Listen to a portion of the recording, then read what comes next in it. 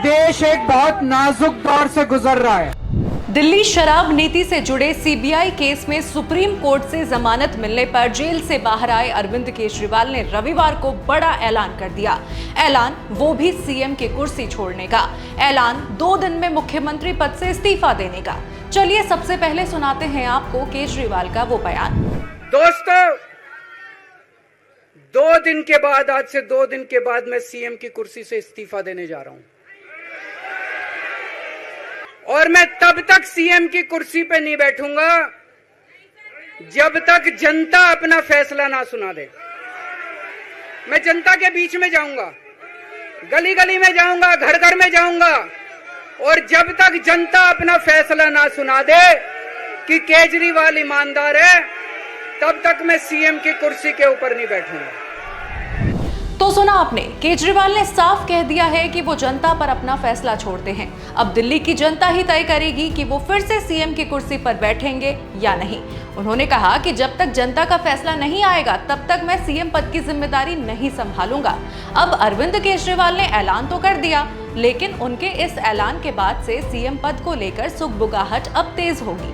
अरविंद केजरीवाल के बाद जो सबसे पहला नाम मुख्यमंत्री पद को लेकर जहन में आता वो है मनीष सिसोदिया का, लेकिन केजरीवाल ने अपने संबोधन में इस कयास को भी सिरे से खारिज कर दिया। उन्होंने कहा कि मनीष सिसोदिया भी जनता का फैसला आने तक मंत्रिमंडल में शामिल नहीं होंगे।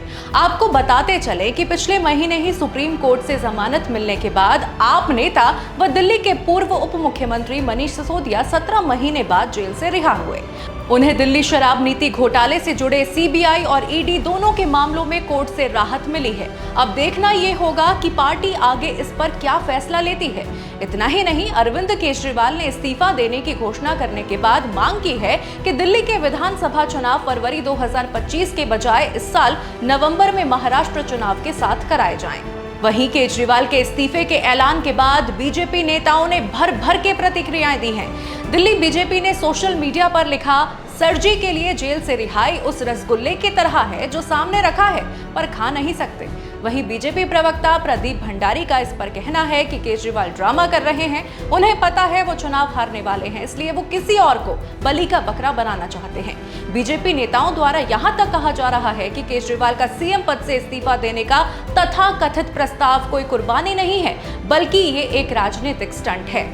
शाजिया इल्मी ने इसे सहानुभूति लेने का एक तरीका बता दिया तो बीजेपी नेता मनजिंदर सिरसा ने इस पर कहा कि इन 2 दिनों में केजरीवाल विधायकों को मनाएंगे कि उनकी पत्नी सुनीता केजरीवाल को अगला मुख्यमंत्री बनाया जाए। वहीं बीजेपी नेता कपिल मिश्रा ने कहा कि जिस मुद्दे को लेकर केजरीवाल जनता के बीच जा रहे हैं उस पर जनता ने लोकसभा चुनाव में ही जवाब दे दिया था।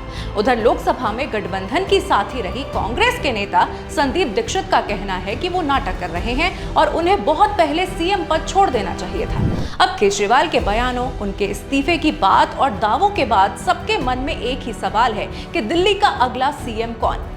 उनके जेल जाने के बाद से राजनीतिक मंच पर आई उनकी पत्नी सुनीता केजरीवाल या शिक्षा मंत्री और केजरीवाल के सबसे करीबी मंत्रियों में से एक आतिशी या कोई और। ये तो अब आने वाले 2-3 दिनों में पता चल ही जाएगा कि वाकई केजरीवाल इस्तीफा देंगे और दिल्ली को कोई नया सीएम मिलेगा या सिर्फ ये हरियाणा चुनाव के लिए सहानुभूति बटोरने का एक स्टंट मात्र है।